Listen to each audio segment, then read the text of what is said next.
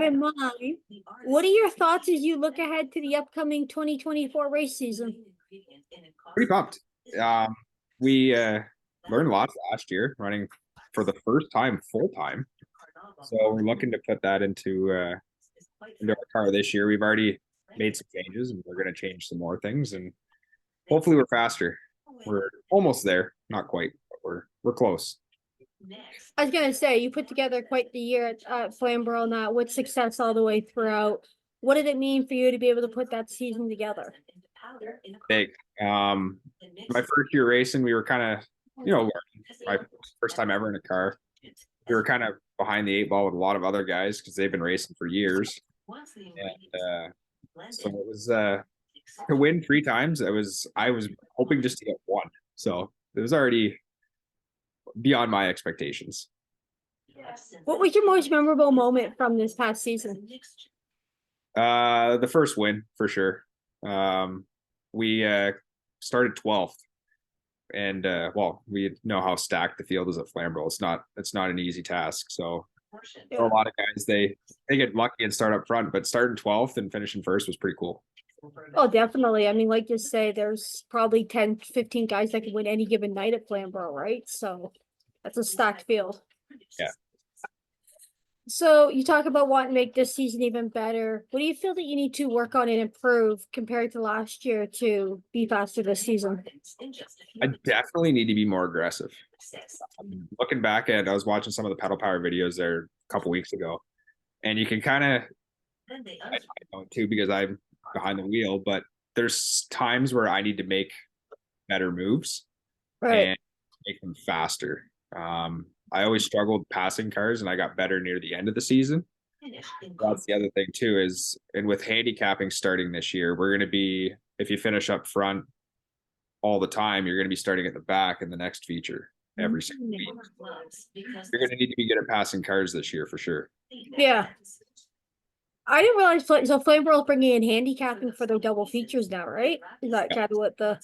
Yeah, so the first race of the year is a heads-up draw, so kind of normal.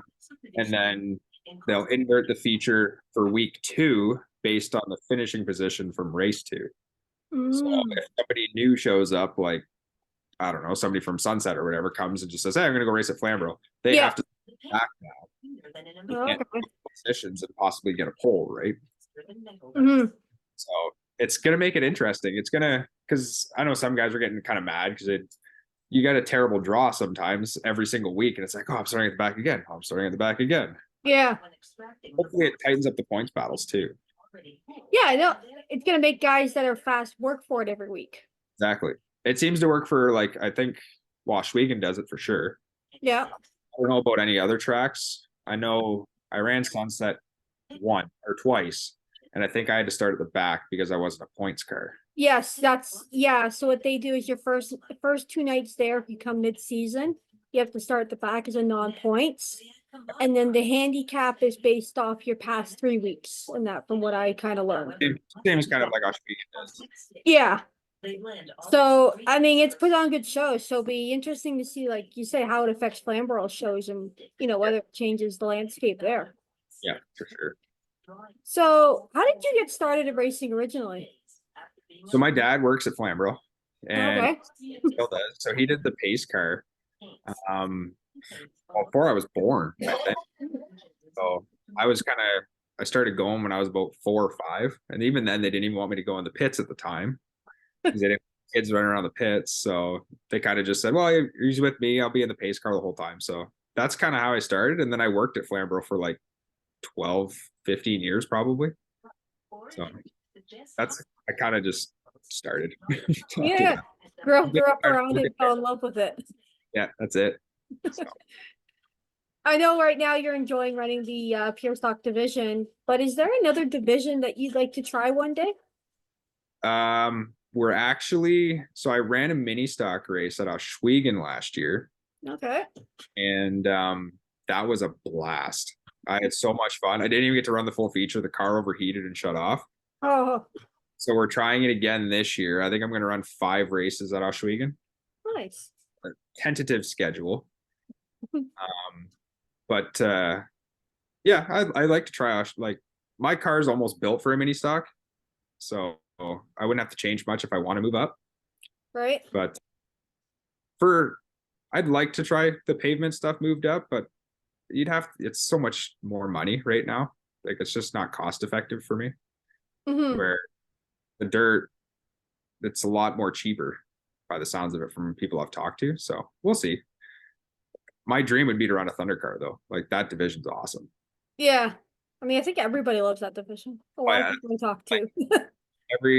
like it kind of sucked this year at Flamboro because there was only like 3 cars some nights, but like when they ran it at like autumn colors, I was like, oh yeah, finally, like almost a full field. You can finally see some good racing.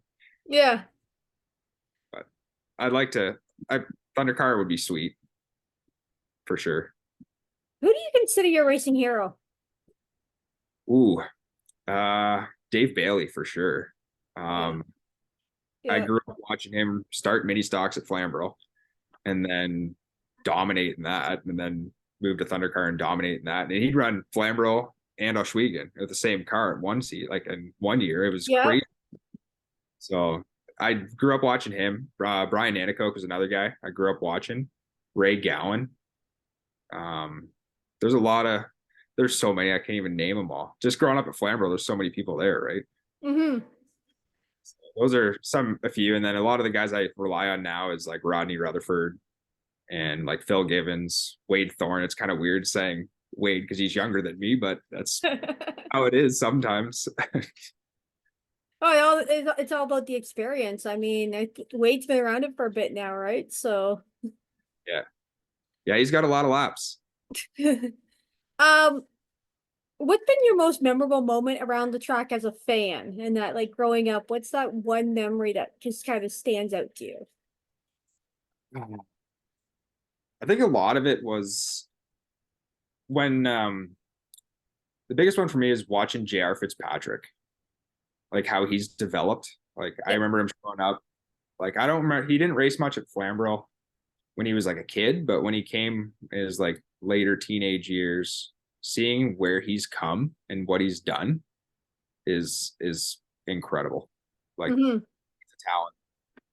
And I'm kind of sad that he's kind of leaving kind of our local area, kind of trying different things, but it'll be cool to watch him. Last question for you. Based on the experience that you've been able to gain so far, like your career, what would be a piece of advice that you would give to that next rookie out there that's looking to get their start? Keep it fun. You don't got to go out and I always pick on some guys at our track because they beat up on themselves when they're not finishing good or stuff like that. It took me 3 years to get a win. Just keep it fun. Right. It's about the best advice I could give you. Don't beat up on yourself. It'll come.